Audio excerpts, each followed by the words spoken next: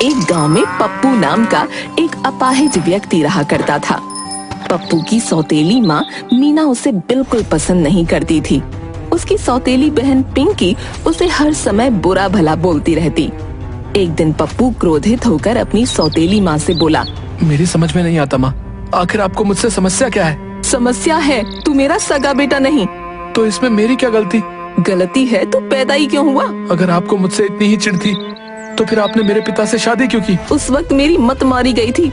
ये क्यों नहीं कहती कि आपने मेरे पिता की दौलत देखकर शादी की थी? कैसी कैंची की तरह कतर कतर जुबान चलती है तेरी। शायद इसीलिए तुझे भगवान ने एक पैर से अपाहिज कर दिया। तभी पप्पू की सौतेली बहन पिंकी वहाँ आ गई और अपनी माँ से बोली, माँ आप कहाँ इस जाहिल के मुँह लग रही हैं? आपसे कितनी मर्तबा कहा, इसके मुँह लगने की कोई जरूरत नहीं।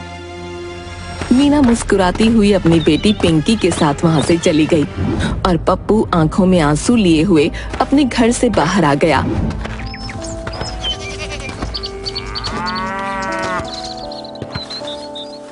और एक पेड़ के नीचे बैठकर आंसू बहाने लगा। तभी वहाँ गांव का मुखिया आकर उससे बोला, अरे पप्पू, अरे तुम्हारी आंखों में ये आंसू क्यों भाई? शायद मेरी किस्मत में ही आंसू लिखे हैं मुखिया जी।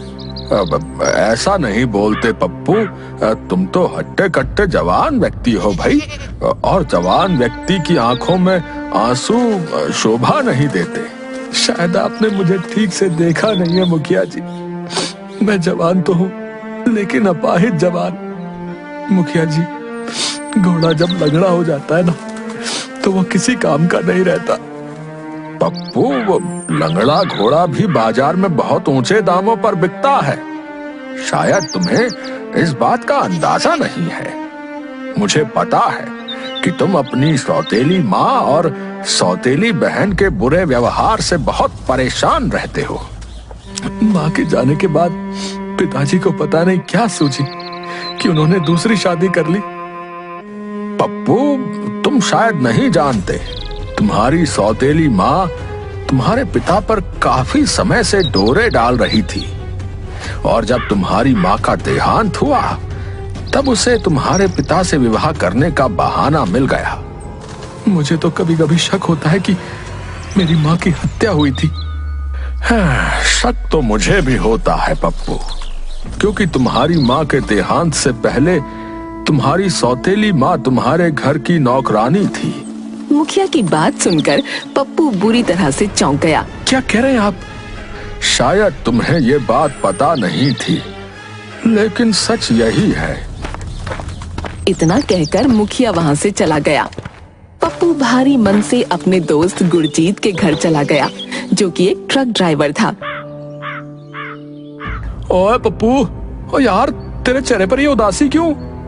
अब तुम्हें क्या बताऊं, तुम तो मेरे परिवार के हालत जानते ही हो। ओ यार, अच्छी तरह से जानता हूँ। तुम्हारे पिता अपार संपत्ति के मालिक हैं। संपत्ति से ही सब कुछ नहीं होता गुरजीत। इंसान को जीने के लिए प्यार की भी आवश्यकता होती है, जो कि शायद मेरे नसीब में नहीं है। ओ यार, अपना दिल छोटा मत कर, और देखना, वो मेरा दिल कहता है कि एक दिन सब सही हो जाएगा यार। गांव में तुम ही एक मेरे अच्छे दोस्त हो। सच तो यह है गुरजीत कि अब मेरा गांव में मन नहीं लगता। मैं कुछ दिनों के लिए गांव को छोड़कर जाना चाहता हूँ यार। ओ यारा, तू चिंता क्यों करता है? और 2 दिन बाद मैं ट्रक लेकर यहाँ से बहुत दूर जाने वाला हूँ, तू भी मेरे साथ चल। गुरजीत की बात सुनकर पप्पू खुश हो गया और अपने घर चला आया। घर पर पप्पू के पिता पप्पू की ओर देखकर बोले, आखिर कब तक ऐसे आवारागर्दी करते रहोगे पप्पू? हैं? कितनी बार कहा है कि मेरे साथ बैठा करो, कुछ कारोबार सीखो, आगे जाकर सब कुछ तुम्हें ही तो संभालना है। नहीं पिताजी, मुझे आपका कारोबार, आपका पैसा नहीं चाहिए। वैसे भी आपके पैसों पर अधिकार तो आपकी पत्नी और आपकी बेटी का है, मेरा कहाँ है? पप्पू, कितनी बार कहा है तुमसे कि मीना अब तुम्हारी माँ है और पिंकी तुम्हारी बहन है। ये बात आपको उनको बतानी चाहिए, क्योंकि ना तो पिंकी मुझे अपना भाई समझती है और ना आपकी पत्नी मुझे अपना बेटा। तभी वहाँ मीना आ गई और झूठे आंसू बहाकर एक्टिंग करके अपने पति की ओर देखकर बोली, देखा आपने, ये मेरा बिल्कुल सम्मान नहीं करता। अपने दिल में हम माँ बेटी के लिए न जाने कितनी गलतफहमियां पाले हुए हैं। बस कीजिए, अब ज्यादा एक्टिंग करने की जरूरत नहीं है। वैसे भी 2 दिन बाद मैं कुछ महीनों के लिए यहाँ से चला जाऊंगा। मेरे जाने के बाद आप सबको शांति मिल जाएगी। इतना कहकर पप्पू अपने कमरे की तरफ चला गया। पप्पू अपने कमरे में बैठकर अपनी माँ को याद करके आंसू बहाने लगा। तभी उसकी नजर अपने कमरे में रखी हुई बहुत पुरानी अलमारी पर पड़ी, जो कि खुली हुई थी। ये अलमारी किसने खोली? मैंने आज तक इस अलमारी को बंद ही देखा है। इतना बोलकर पप्पू अलमारी के पास गया। पप्पू की नजर अलमारी के अंदर रखे हुए एक कार्ड पर पड़ी और वहाँ रखी कुछ चाबियों पर भी। इस कार्ड में तो किसी का पता लिखा हुआ है। पप्पू उस कार्ड को ध्यान से पढ़ने लगा। ये पता तो मेरे गांव से कुछ दूर एक जंगल का है। वहाँ तो सन्नाटे और वीराने के अलावा कुछ भी नहीं है। वहाँ कौन सा घर हो सकता है? मगर इस घर का पता तो मेरी माँ के नाम का है। कुछ तो गड़बड़ है, मुझे पता लगाना चाहिए। पप्पू ने उन चाबियों को और कार्ड को अपनी जेब में रखा और सो गया। अगले दिन पप्पू अपने पिता से बोला, पिताजी, हमारे इस घर के अलावा कहीं और भी घर है? हाँ बेटा, हमारे घर तो बहुत है। मेरा मतलब हमारे गांव के आसपास किसी जंगल में। पप्पू की बात सुनकर पप्पू के पिता पूरी तरह से चौंकते हुए बोले, तुम ये सब क्यों पूछ रहे हो? पिताजी, मुझे कृपया बताइए, क्या हमारा जंगल में भी कोई घर बना है? देखो पप्पू, मैंने आज तक ये बात किसी को बताई नहीं, यहाँ तक कि तुम्हारी सौतेली माँ को भी नहीं, कि तुम्हारी माँ बहुत पढ़ी लिखी और शिक्षित थी। उन्होंने गांव से दूर एक जंगल में अपना खुद का एक आलीशान घर बनवा रखा था। वो पता नहीं उस घर में क्या करती रहती थी। उस घर में जाने की इजाजत किसी को नहीं थी, यहाँ तक कि मुझे भी नहीं। तो माँ के देहांत के बाद क्या आप कभी वहाँ पर गए? अब नहीं रतन, वो घर तो तब से बंद ही पड़ा है। अपने पिता की बात सुनकर पप्पू सीधे गुरजीत के पास गया और सारी घटना गुरजीत को बताते हुए बोला, गुरजीत, मुझे अपनी माँ की बहुत याद आती है। मैं अपनी माँ के उस घर में जाना चाहता हूँ और मैं वहीं रहूंगा। और यारा, पहले जाकर वहाँ पर देखते हैं कि आखिर ऐसी क्या बात है कि तेरे माँ के अलावा उस घर में कोई नहीं जाता था वहाँ, यहाँ तक कि तुम्हारे पिता भी नहीं। गुरजीत ने अपना ट्रक निकाल लिया और पप्पू ट्रक के अंदर बैठ गया। कुछ ही देर में उन दोनों का ट्रक जंगल में बने हुए उस सुनसान घर के सामने खड़ा था। तो यार, तुम्हारे पास इस मकान की चाबियां हैं क्या पप्पू? हाँ, मैं चाबी अभी अपने साथ ही लाया हूँ। पप्पू ने मुख्य दरवाजे को खोल दिया। गुरजीत और पप्पू उस घर के अंदर गए। घर अंदर से बेहद विशाल था। घर के अंदर की दृश्य को देखकर वो दोनों बुरी तरह से हैरत में पड़ गए। ओ यार पप्पू, ओ यार, ये तो एक बहुत बड़ी ओ यार प्रयोगशाला लग रही है। ओ कहीं तुम्हारी माँ साइंटिस्ट तो नहीं थी यार?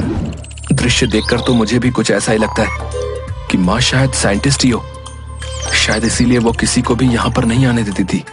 ओ यार, चलो आगे चलकर देखते हैं।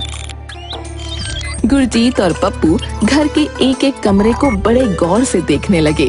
तभी गुरजीत की नजर घर के गार्डन में खड़े हुए एक ट्रक पर पड़ी। ओ पप्पू, ओ यार, वो देख, ओ किस तरह के डिजाइन का ट्रक खड़ा हुआ है यार। ओए चल चल चल कर देखते हैं। पप्पू गुरजीत की बात मान उस ट्रक के नजदीक चला गया। ओए पप्पू, ओ यार, ये ट्रक तो पूरा सोने का है। ओ अगर तेरी माँ और बहन ने तेरे पिता की सारी जायदाद हथिया भी ली तो अब तुझे चिंता करने की कोई जरूरत नहीं है। तेरे पास सोने का ट्रक है। यार गुरजीत, कितनी बार तो कहा मैंने कि अपनी ट्रक ड्राइवरी वाली सोच को खत्म कर और थोड़ा ऊंचा सोच। मतलब वो इस ट्रक को ध्यान से देख। इसका डिजाइन बाकी ट्रकों से बहुत ही ज्यादा अलग है। अगर इसे बहुत गौर से देखो तो ये काफी हद तक एक स्पेसशिप से मिलता जुलता दिखाई दे रहा है। ओए, देर किस बात की है? अभी पता लग जाएगा। मैं ट्रक ड्राइवर हूँ और ट्रक मेरे सामने है। ट्रक लोहे का हो या सोने का, चलाता ड्राइवर ही है। इतना कहकर गुरजीत उस सोने के ट्रक के अंदर बैठ गया और पप्पू भी। अपनी कुर्सी की पेटी बांध ले पप्पू, अब मैं ट्रक स्टार्ट करने वाला हूँ। लेकिन ट्रक स्टार्ट कैसे करोगे? यहाँ तो स्टीयरिंग के बगल में बटन ही बटन नजर आ रहे हैं। ओए, किसी ना किसी बटन से तो खुल ही जाएगा। इतना बोलकर गुरजीत ने एक लाल कलर का बटन दबा दिया। बटन दबते ही अचानक चारों ओर अंधेरा छा गया।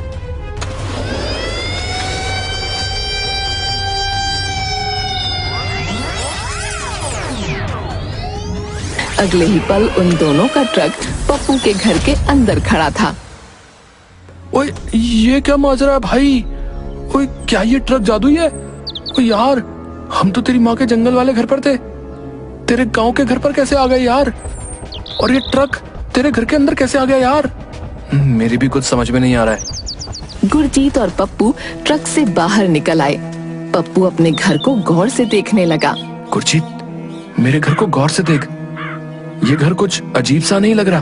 ओ यार, बात तो तुम्हारी सही है, तुम्हारे घर पर तो पीले कलर का पेंट था और इस वक्त तुम्हारे घर पर सफेद पेंट हो रहा है। क्या इतनी जल्दी तुम्हारे पिता पूरे घर की पुताई करवा सकते हैं? तभी पप्पू की नजर अपने घर की छत पर बैठे हुए एक 10 वर्षीय बच्चे पर पड़ी। पप्पू उस बच्चे को देखकर हैरत में पड़ गया। गुरजीत, वो सामने देख, छत के ऊपर। गुरजीत ने जैसे ही छत के ऊपर देखा, गुरजीत भी हैरान हो गया। अरे पप्पू, अरे ये तो तू ही है। मैं समझ गया गुरजीत, लगता है मेरी माँ उस घर में टाइम ट्रेवल के ऊपर कोई प्रयोग कर रही थी और ये ट्रक टाइम ट्रेवल के लिए ही बना हुआ है। तो इसका मतलब ये है कि हम लोग 20 साल पीछे लौट आए हैं और हम उसी पल में लौट कर आए हैं जिस वक्त मैं अपाहिज हुआ था। मतलब माँ के देहांत के 3 दिन बाद मैं ऐसे ही छत पर उदास बैठा हुआ था और अचानक से मैं गिर गया। पप्पू, तो फिर तुम्हें जाकर अपने बचपन वाले रूप से छत से उतरने के लिए कहना होगा यार। क्या ऐसा संभव है? संभव तो यहाँ तक आना भी नहीं था, लेकिन हुआ ना। कौन हो तुम? डरो मत पप्पू, मैं तुम्हें समझा नहीं सकता कि मैं कौन हूँ, बस तुम मेरी बात को मान जाओ। कौन सी बात? अभी इसी वक्त तुम अपने कमरे में चले जाओ और सुबह तक बाहर मत निकलना, नहीं तो तुम्हें भी सारी जिंदगी मेरी ही तरह बैसाखी की जरूरत पड़ेगी। पप्पू की बात सुनकर छोटा पप्पू डर गया और वो भागते हुए अपने कमरे के अंदर घुस गया। यार, अब जब 20 साल पहले लौटकर आ ही गए हैं तो देखते हैं तुम्हारे घर में क्या क्या हो रहा है। तुम सही कहते हो। पप्पू और गुरजीत घर में टहलने लगे कि तभी पप्पू की नजर अपनी सौतेली माँ पर पड़ी, जो कि उस समय जवान थी, और पिंकी पर, जो कि उस समय 15 वर्ष की थी। पप्पू और गुरजीत उन दोनों की बातें चुपके से सुनने लगे। पिंकी, याद रहे, इस बात की भनक कभी किसी को नहीं लगनी चाहिए कि हमने ही पप्पू की माँ को जहर दिया है। पागल हो गई हो क्या माँ? मुझे पता है, अगर गलती से भी इसका पता किसी को लग गया तो हम दोनों को सारी जिंदगी जेल की चक्की पीसनी पड़ेगी। बस हमारे रास्ते का एक ही कांटा है पप्पू, उसे भी किसी तरह से निकालना है, फिर सारी दौलत हम दोनों की। चिंता मत करो माँ, उसका भी हल निकाल ही लेंगे। गुरजीत आहिस्ता से पप्पू के कान में बोला। ओ, इसका मतलब तेरी सौतेली माँ ने तेरी माँ की हत्या की है यार। हाँ गुरजीत, लेकिन कितनी अजीब बात है, हम इस बात को साबित नहीं कर सकते। जो हमने अपने कानों से सुना है, हम लोगों को क्या बताएंगे? क्या हम 20 साल पीछे भूतकाल में गए थे और हमने ये बातें सुनी? क्या लोग हम पर विश्वास करेंगे? पप्पू को अब वहाँ पर बहुत ही बुरा लगने लगा। वो गुरजीत के साथ ट्रक के अंदर आकर बैठ गया। हम लोग आ तो गए थे, लेकिन वापस कैसे जाएंगे? अब पता नहीं यार। और शायद लाल वाले बटन के बगल में ये ग्रीन बटन है, इसको दबा कर देखता हूँ। बटन दबाते ही अंधेरा छा गया। अगले ही पल उन दोनों ने अपने आप को पप्पू की माँ के उसी गार्डन में खड़ा पाया। पप्पू कूदकर ट्रक से बाहर निकल आया। उसकी बैसाखी गायब हो चुकी थी। ओए पप्पू, ओए तेरी बैसाखी कहाँ गई? और तेरा पैर तो सही हो गया। पप्पू ने जैसे ही अपना पैर देखा तो अब उसका पैर बिल्कुल सही हो चुका था। तो बिल्कुल सही कह रहा है गुरजीत। ओए, हमने भविष्य को बदल दिया पप्पू, अब हम सब कुछ बदल देंगे। तभी पप्पू गहरी सोच में डूबते हुए बोला। नहीं गुरजीत, हम इस बारे में किसी को नहीं बताएंगे। शायद मेरी माँ इसी वजह से इस घर के अंदर किसी को नहीं आने देती थी। अगर गलती से भी ये जादुई सोने का ट्रक किसी के हाथ लग गया तो वो दुनिया में तबाही मचा देगा। यार तुम बिल्कुल सही कहते हो, लेकिन मुझे खुशी है कि मेरा दोस्त बिल्कुल सही हो गया। पप्पू अपनी माँ के घर पर ताला लगाकर गुरजीत के साथ अपने गांव आ गया। पप्पू को सही देखकर मीना बुरी तरह चौंकते हुए बोली, तुम सही कैसे हो गए पप्पू? तभी वहाँ पिंकी आ गई। तुम्हारी टांग कैसे सही हो गई? डॉक्टर ने तो कहा था तुम जीवन में कभी ठीक नहीं हो सकते। पप्पू उन दोनों की ओर रहस्यमयी अंदाज में मुस्कुराते हुए बोला, मुझे पता लग गया है कि तुम दोनों ने मेरी माँ को जहर देकर मारा था। ये क्या बकवास कर रहे हो तुम? क्या आपने आज से 20 साल पहले पिंकी से नहीं कहा था कि इस बात की भनक किसी और को बिल्कुल भी नहीं लगनी चाहिए कि तुमने मेरी माँ को जहर दिया था? पप्पू की बात सुनकर मीना बुरी तरह सहम गई। तुम्हें ये कैसे पता चला? उस वक्त तो तुम बहुत छोटे थे और जब हम ये बात कर रहे थे उसके कुछ ही मिनट बाद तुम्हारे चीखने की आवाज आई थी। तुम छत से गिर गए थे। सवाल ये नहीं है कि मुझे कैसे पता, सवाल ये है कि अब मैं ये बात पुलिस को जाकर बताऊंगा।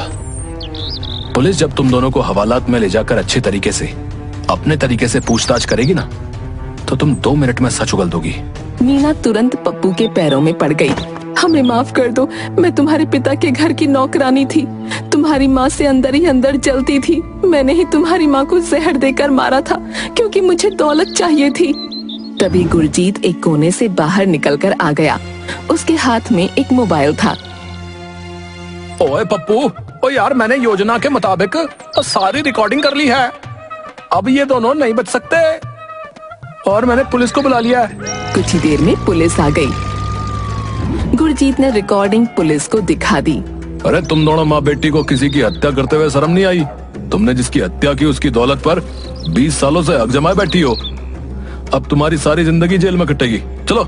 मीना रोती हुई अपने पति की ओर देखने लगी, मगर पप्पू के पिता ने अपना मुंह फेर लिया।